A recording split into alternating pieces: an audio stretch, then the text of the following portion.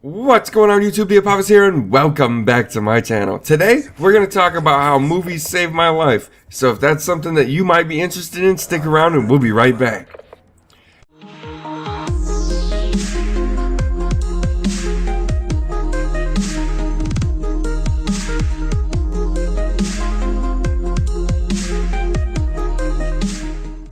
Some of us in life are going to be presented with a situation where a split-second decision is going to mean the difference between life and death or critical injury.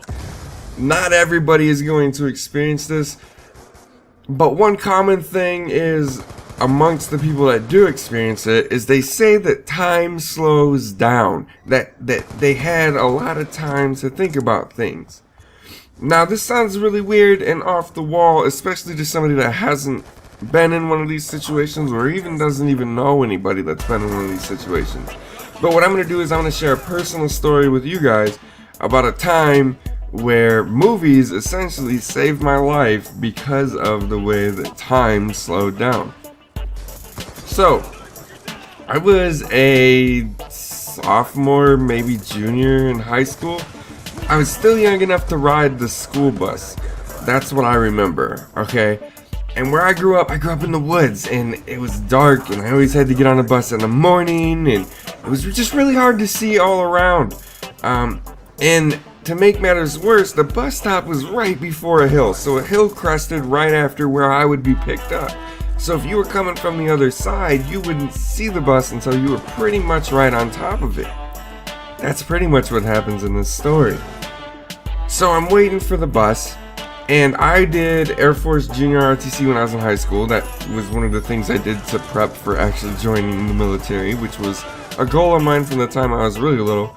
So that meant on occasion I had to wear a uniform to school. For those of you that don't know, the United States Air Force wears a dark blue uniform. Everything is dark blue on it. And to top that off, it was cold. It was wintertime in Michigan. So I had a jacket on. My jacket was black, just by coincidence. So the bus was coming to pick me up, and they missed me. They didn't see me. And that's just a testament to how hard it was to see me. And they noticed it at the last second, and they stopped. What they failed to do, however, was turn on the flashing lights that lets people know that, hey, there's a bus here, and people are crossing the street. Now keep in mind, this isn't like a city intersection with lights or anything like that. This is a road that is one lane on each side, cutting through Midwestern woods and things of that nature. So I go to cross the road, and all of a sudden, cresting the hill to my left is this vehicle, and all I see is headlights, and I'm like, crap.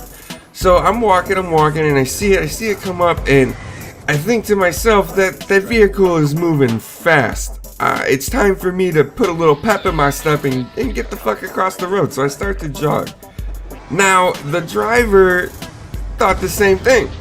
He was like, whoa, there's a kid in the road that I just now saw. Let me swerve to avoid him. With the two of us trying to evade each other, we inevitably picked the same point to evade each other and therefore collided. Now this is where the movies part comes in. It ended up being like an F-150 truck going about 35-40 miles an hour. So it wasn't no little love tap. Like, I got pretty hit by a truck, to say the least. And what happened is, once I realized, oh shit, I'm about to get hit by this car, I felt like I had an eternity. I had all the time in the world to make as many decisions as I wanted to before that truck hit me. And in reality, it was about 2 seconds before I got smacked. But it felt like I had a lifetime. So, I thought to myself, when a driver hits a stuntman in a movie, what happens? So, what I did is I stuck my arm out. Like I stiff-armed the truck. But I kept my arm limp. And what I did is, when the truck connected with my hand, I compressed my arm and I rolled my body. And the goal was to kind of jump and roll up onto the hood. This is very common if you watch any kind of action movie. You'll see stuntmen doing this all the time. If you really just watch how they get hit by a car, they do it in a manner that absorbs a lot of the impact. Now, in today's movies, this probably won't apply very much because it's all done with CGI and things like that. But in older movies, they were hitting people. So I did that, and I rolled onto the hood, broke the windshield, went up and over the cab, and started my fall to the ground. From here, I thought to myself, I can't bounce my head off the concrete. If I bounce my head off of the pavement, there's a good chance I'm gonna get hurt. So I had the consciousness and collective effort to tuck my chin to my chest as tight as I could and held it. And when I hit the ground, I landed squarely on my back without my head hitting the ground. I tore a little hole in my jacket, and that was the extent of my injury. It's really crazy, especially like when I sit back and I think back on it now. It's like I never would have guessed that movies would have come into play to save my life, because everybody always says you're not really gonna get much out of movies unless it's like a documentary. But to this day, it amazes me the amount of time that I had to think about what I was gonna do, and for some weird reason, in that moment of, oh shit, I am gonna get hit by a car, movies was the first thing I thought about. Incredibly crazy, because I don't even watch a lot of movies. It did, however, in my opinion, keep me alive. If I wouldn't have gone limp, if I wouldn't have tried to jump up onto the hood, if I wouldn't have reacted to the vehicle about to hit me, and just taking the hit, if I'd have just let it hit me, I would have been messed up. I probably would have went underneath it. Now, a lot of people are probably going, oh, it's the bus driver's fault he didn't turn on the lights, or it's the driver of the truck's fault, he was speeding. None of that was the case. I guess maybe you could blame the bus driver at best, but the driver of the vehicle, we just picked the same point to go to.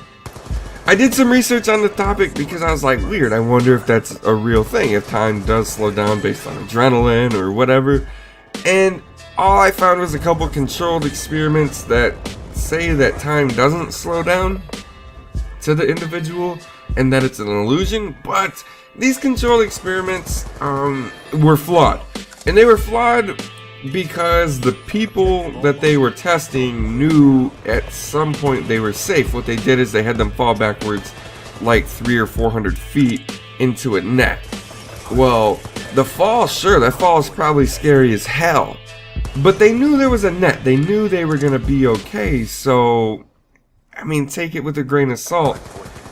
And as from someone that has experienced time slowing down, I feel like it's the real deal. Speaking of things slowing down, this gameplay is slowing down, coming to an end, and there's a massive ass whooping here on Raid and some League Play Hardpoint. I hope you enjoyed it. I hope you enjoyed the story. Let me know if you've got a story like this in the comments below.